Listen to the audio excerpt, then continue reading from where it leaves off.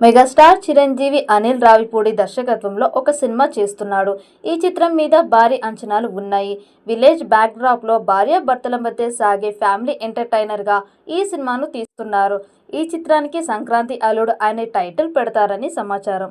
ఇటీవలే ఉగాది సందర్భంగా సినిమా షూటింగ్ను ప్రారంభించారు. సంక్రాంతికి వస్తున్న సినిమాతో ఇండస్ట్రీ హిట్ను దక్కించుకున్నాడు దర్శకుడు అనిల్ రావిపూడి.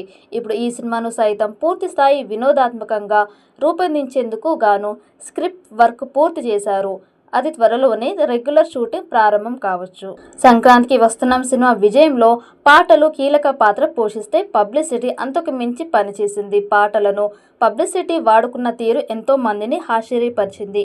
ఆ సినిమాకు భీమ్ సంగీతాన్ని అందించాడు. ఇప్పుడు చిరంజీవి అనిల్ రావిపూడి సినిమాకు సైతం భీమ్ సిసిరోలియో సంగీతాన్ని అందించబోతున్నాడు. ఇప్పటికే అధికారిక ప్రకటన వచ్చింది. భీమ్స్ కొన్ని పాటలను సైతం ట్యూన్ చేసి రెడీగా ఉంచారని తెలుస్తోంది. సంక్రాంతికి వస్తున్న సినిమాలోని ఒక పాటను వెంకటేష్తో పాడించారు. అంతకుముందు వెంకీ పాట పాడిన అనుభవం ఉండడంతో బ్లాక్ బస్టర్ పొంగల్ పాటను అద్భుతంగా పాడి అలరించాడు. చిరంజీవితో తెరకెక్కించబోతున్న సినిమా విషయంలో అనిల్ రావిపూడి ఏ ఒక్క ఛాన్స్ వదలకుండా ప్రమోషన్స్ను ఎక్కువ చేయాలని భావిస్తున్నాడు. షూటింగ్ ప్రారంభం రోజే చేసిన వీడియో ఒకటి వైరల్ అయ్యింది.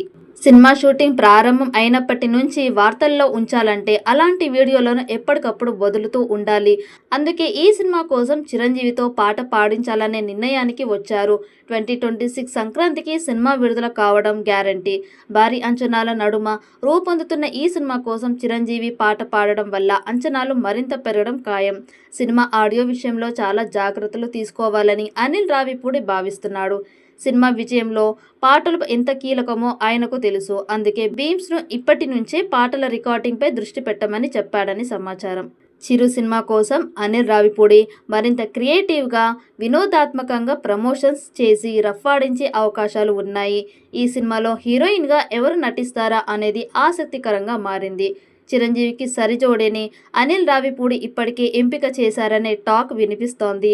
ఐశ్వర్య రాజేష్ హీరోయిన్గా తీసుకుంటున్నారని సమాచారం. మరి ఈ చిత్రం ఎలాంటి రికార్డ్స్ క్రియేట్ చేస్తుందో చూడాలి.